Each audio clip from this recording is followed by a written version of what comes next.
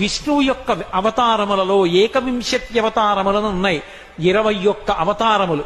వాటిని స్మరిస్తే చాలు, వాటిని ఒక్కసారి జ్ఞాపకానికి తెచ్చుకుంటే చాలు. ఏనండి, మొట్టమొదట ఆదినారాయణుడు సనకసనందనాదులు, దాని తర్వాత వచ్చినటువంటిది యజ్ఞవరాహావతారం, యజ్ఞవరాహావతారం తర్వాత నారదుడు, నారదుడి తర్వాత నరనారాయణుడు, నరనారాయణుల తర్వాత వచ్చినటువంటిది కపిలావతారం, కపిలావతారం తర్వాత దత్తాత్రేయావతారం, దత్తాత్రేయావతారం తర్వాత యజ్ఞావతారం, యజ్ఞుని యొక్క అవతారం తర్వాత వృషభావతారం, వృషభావతారం తర్వాత వచ్చింది పృథుమహారాజు గారి అవతారం, పృథుమహారాజు గారి అవతారం తర్వాత వచ్చినటువంటి అవతారం మత్స్యావతారం, తర్వాత కూర్మావతారం, తర్వాత ధన్వంతరి, తర్వాత మోహిని, తర్వాత నరసింహుడు, తర్వాత వామనమూర్తి, తర్వాత పరశురాముడు, తర్వాత రాముడు, తర్వాత రామచంద్రమూర్తి, తర్వాత బలరాముడు, బలరాముడి తర్వాత కృష్ణ భగవానుడు, కృష్ణ భగవానుడి తర్వాత ఏకకాలంలో 2 అవతారాలు ఉంటూ ఉండొచ్చు వీటిల్లో.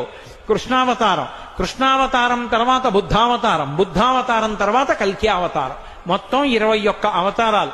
రాసుకుంటున్న వాళ్ళ సౌలభ్యం కోసం మళ్ళీ ఇంకోసారి చెప్పాను, 21 అవతారాలు. ఈ 21 అవతారాలలో గమ్మత్తు ఏమిటంటే, ఒక అవతారం ఉండగా ఇంకో అవతారం వస్తూ ఉంటుంది. పరశురామావతారం, రామావతారం ఏకకాలంలో నడిచాయి. బలరామావతారం, కృష్ణావతారం ఏకకాలంలో నడిచాయి.